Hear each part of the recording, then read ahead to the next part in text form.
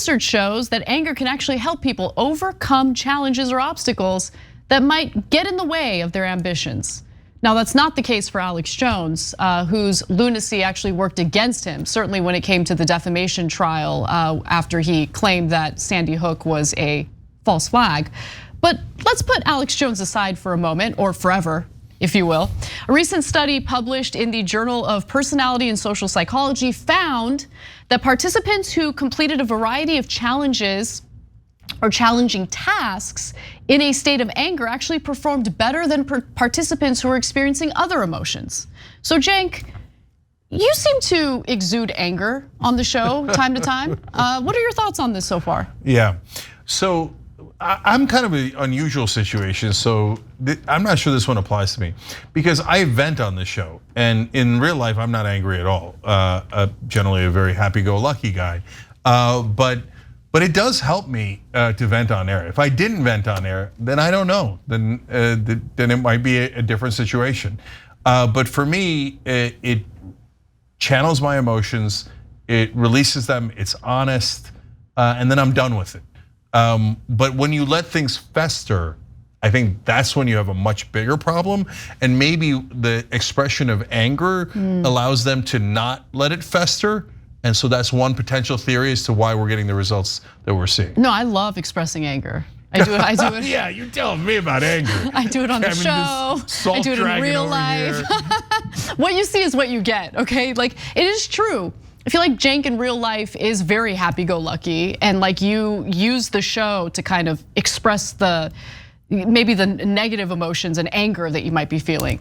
I express it all over the place, right? And I'm not always angry, it's just when I am, I'm gonna express it. But with that said, let's talk about this study, which I do think has some methodological issues here, and I'll explain what that is in just a moment. But according to the lead author of the study, her name is Heather Lench, anger can actually be used as a motivator.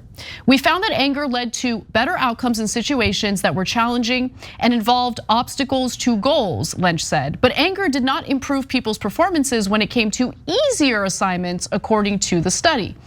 So the study consisted of 6 different experiments, each testing whether anger helped people achieve specific tasks. Lench said that the most interesting outcome actually came from the first experiment, which measured the number of word puzzles participants could solve in different states of emotion. So let's talk about how that experiment played out. That experiment involved 233 undergraduate students at Texas A&M. Each student was randomly assigned one emotion: anger, desire, sadness, amusement, or a neutral state. To elicit the emotion, they were shown a series of images for 5 seconds per image. Those assigned to anger were shown insults about the school's football team, for example. So let's stop and talk about why that's a methodology flaw, okay? Yeah. If I went to Texas A&M and I were part of this study, showing me images of the football team getting criticized would evoke no emotion at all. I wouldn't care at all. Really, every student at Texas A&M is like, yeah, man, we love our football team so much. We'll get super angry if you see anything mean about it. Really? Well, no, definitely not every student. Right. And so your point is totally valid. And at some schools, I mean, like at Dartmouth, you're really gonna get mad that your football team's not that good? Come on, let's keep it real. They're already past it, okay? Damn, shots fired. Right, and no one cares, okay? At Texas A&M, I'm sure that it does inspire anger for a lot of the students, but it could also inspire this feeling of like, oh, you're criticizing me, my identity. Well, I'll show you, and it could motivate them to figure out the puzzles that they're getting, but not because they're angry, but because they feel like they've been challenged and they want to prove themselves. Oh yeah. Do you see what I'm saying? Look, I think that's a bigger flaw. I think there's a lot of truth to that, right? Being doubted, I think for some people, not for everyone, is a huge motivator, like I'll show you. But let's talk about what the outcome of this experiment was, right? So one group of the respondents were shown the images that insulted the school's football team, that allegedly made them angry. And so how did that translate to their performance in solving these puzzles? Next, the participants had 20 minutes to unscramble as many words as possible from 4 sets of 7 anagrams displayed on a computer screen. The sets varied in difficulty, and once participants moved on from a puzzle, they couldn't return to try again. A computer program recorded how long participants spent on each puzzle. So the results showed that the angry participants solved more puzzles than the participants feeling any other emotion. Angry students completed 39% more puzzles than students feeling neutral.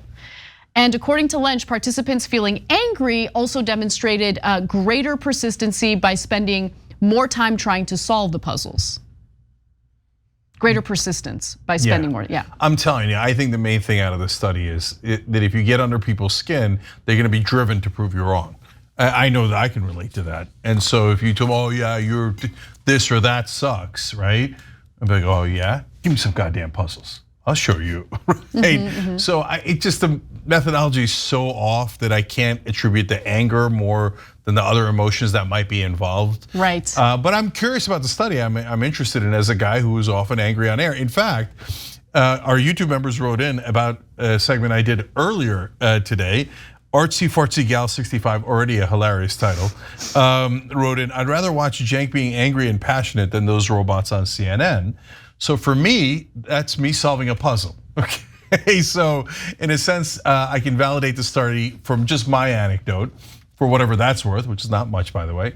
But so when I vented about the Palestinian issue, and that's what they were writing in about, it's not just me venting, but it's me trying to fix that issue by getting people's attention. That's my way of solving that puzzle, right or wrong, right? So everybody has different reactions, and I bet a lot of people, when they're angry, they shut down, or they shut off the part of their brain that is about logic and reason, as opposed to emotions, high emotions. For me, a lot of people assume when I see you yelling or screaming on air, that means you're just being emotional. No, I did the logic first, right? And then I was angry about something that was morally wrong, logically wrong, etc., and I'm expressing it that way. But I think that humans are too varied and too different to be able to boil it down to simple things like this. I agree. I think everyone is impacted differently based on the emotions they're feeling. They react differently based on the emotions they're feeling. I totally agree with you on that. And I will say, I love being doubted. That's where I probably pull the most inspiration. Oh, 100%. Yeah. And man, do we get doubted. So, and Anna and I are similar in that way, and that really drives us. So doubt us and find out. True. And there might be some anger along the way, okay? Just a little bit. Yeah.